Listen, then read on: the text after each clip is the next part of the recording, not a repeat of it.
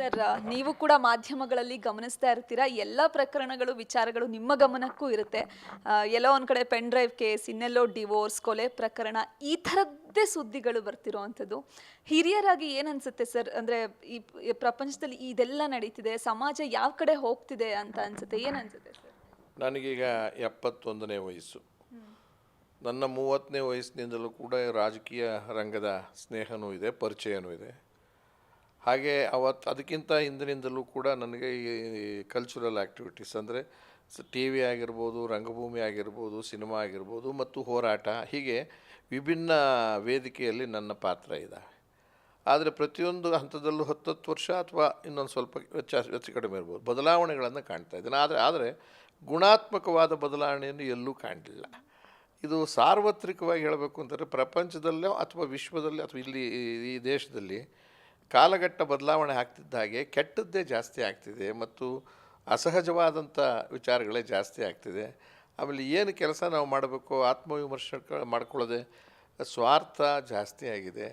ಆಮೇಲೆ ಎಷ್ಟು ಸಾಧ್ಯವೋ ಅಷ್ಟನ್ನು ನಮ್ಮ ಪೀರಿಯಡ್ನಲ್ಲಿ ನಾವು ಆಸ್ತಿ ಮಾಡಬೇಕು, ದುಡ್ಡು ಮಾಡಬೇಕು, ಯಾವ ಮೀನ್ಸ್ ಆದರೂ ಪರವಾಗಿಲ್ಲ ಅನ್ನೋದು ಎಲ್ಲ ಫೀಲ್ಡಲ್ಲೂ ಆಗೋಗಿದೆ. ಆಮೇಲೆ ಎಲ್ಲೋ ಒಂದು ಕಡೆ ಈಗ ಇದು ಪ್ರಜಾಪ್ರಭುತ್ವದ ಹೆಸರಿನಲ್ಲಿ ಭಾರತ ದೇಶ ಇದ್ದರೂ ಕೂಡ ಪ್ರಜಾಪ್ರಭುತ್ವಕ್ಕೆ ಅರ್ಥವೇ ಇಲ್ಲ.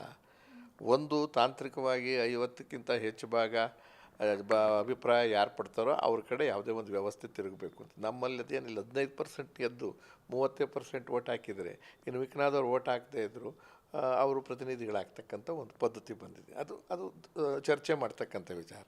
ನೀವು ಹೇಳಿದಾಗೆ ಎಲ್ಲಿ ಜನಪ್ರಿಯ ಆಗ್ತಕ್ಕಂಥ ಘಟನೆ ಇದು ವೇದಿಕೆಗಳಿದ್ದಾವೆ, ಅದು ಆಟಗಾರರಿರ್ಬೋದು, ರಾಜಕಾರಣಿಗಳಿರ್ಬೋದು, ಸಿನಿಮಾ ನಟರು ಅಥವಾ ನಮ್ಮ ಕಲ್ಚರಲ್ ಸಂಗೀತಗಾರರು, ನೃತ್ಯ ಇಂಥದ್ದಲ್ಲಿ ಇಲ್ಲಿ ಭಾಳ ಜವಾಬ್ದಾರಿಯುತವಾಗಿ ಒರೆಸಬೇಕಾದ ನಾವು ಆಗಬಾರ್ದು, ದೊಡ್ಡ ಮನುಷ್ಯರಾಗಬಾರ್ದು, ಸೆಲೆಬ್ರಿಟಿ ಆಗಬಾರ್ದು.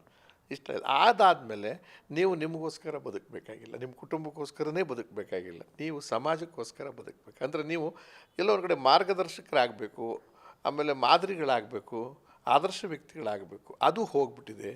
ಇದು ಇತ್ತೀಚೆಗೆ ನೀವೇ ನೋಡ್ತಾ ಇದ್ದೀರಾ, ಒಂದು ಎಲ್ಲಾಗ್ತಿದೆ ಅಂತ ನೋಡಿದಾಗ ಯಾವುದೋ ಒಂದು ಸಣ್ಣ ಪ್ರಮಾಣದ ಸಮಾಜದ ವಿಚಾರಗಳಲ್ಲ ಅಥವಾ ಬಡತನದಲ್ಲಿರ್ತಕ್ಕಂಥವರಿಂದ ಆಗ್ತಕ್ಕಂಥದ್ದಲ್ಲ, ಅಲ್ಲೂ ಆಗ್ತಿದ್ದಾವೆ ಇಲ್ಲ ಅಂತ. ಆದರೆ ಎದ್ದು ಕಾಣಿಸ್ತಿರ್ತಕ್ಕಂಥದ್ದು ಪ್ರಬಲವಾದ ಸ್ಥಾನಮಾನಗಳಿರ್ತಕ್ಕಂಥ ರಾಜಕಾರಣಿಗಳು, ಆಟಗಾರರು, ಸಿನಿಮಾ ಜಗತ್ತು ಇಷ್ಟು ಅಧೋಗತಿಗೆ ಹೋದಾಗ ಸಮಾಜಕ್ಕೆ ಏನು ಹೇಳ್ತಾ ಇದ್ದೀವಿ? ಸಮಾಜ ಯಾವ ದಿಟ್ಟಿನಲ್ಲಿ ಹೋಗಬೇಕಾಗಿದೆ?